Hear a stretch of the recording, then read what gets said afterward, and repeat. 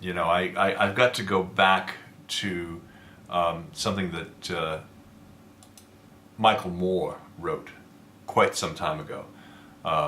He talked about all of the issues that would, and he, to his credit, predicted back in the summertime that there was no way Hillary Clinton was going to win. He cited 5 different things. I'm just going to share that from his original letter that he sent out to all of the people on his list. He said, first of all, Midwest math, or welcome to our Rust Belt Brexit. Again, he wrote this back in the summertime.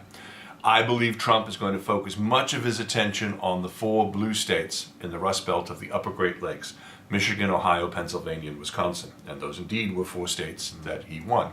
4 traditionally Democratic states, but each of them have elected a Republican governor since 2010.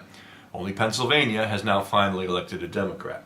But in the Michigan primary in March, more Michiganders came out to vote for Republicans, 1.32 million, than Democrats, 1.19 million.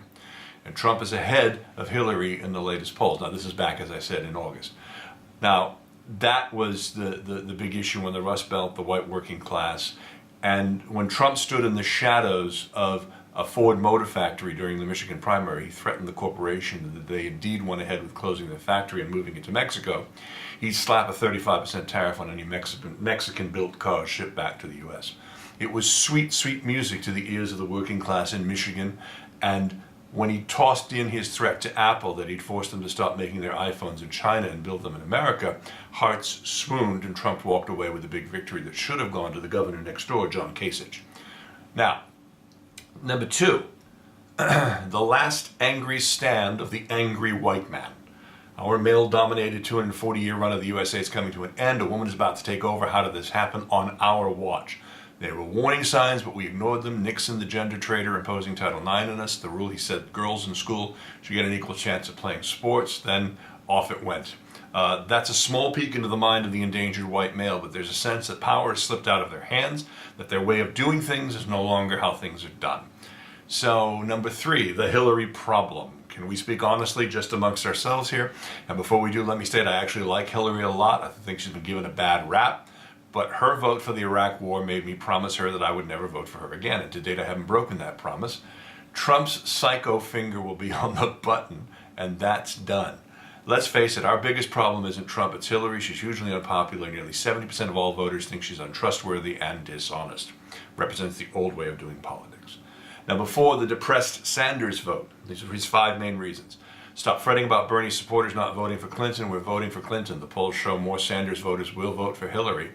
But it's a depressed vote. By walking in, you're not feeling very good about either yourself or the vote that you've cast. And most of them were upset that these were the only 2 choices. And finally, this is the one I love, the Jesse Ventura effect. Do not discount the electorate's ability to be mischievous or underestimate how many millions fancy themselves as closet anarchists once they draw the curtain and are alone in the voting booth.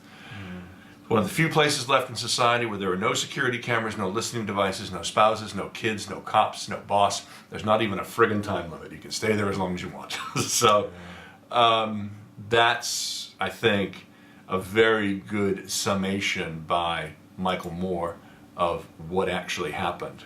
And he was a Bernie Sanders man, wasn't he? I think he was, but it didn't matter. I mean, he said he's like most Bernie Sanders people, and I say most. Yeah, I would have loved to have seen Bernie Sanders, on the ticket, but when he wasn't, I wasn't going to vote for Trump, nor was I going to throw my own vote away to some third-party lunatic. So.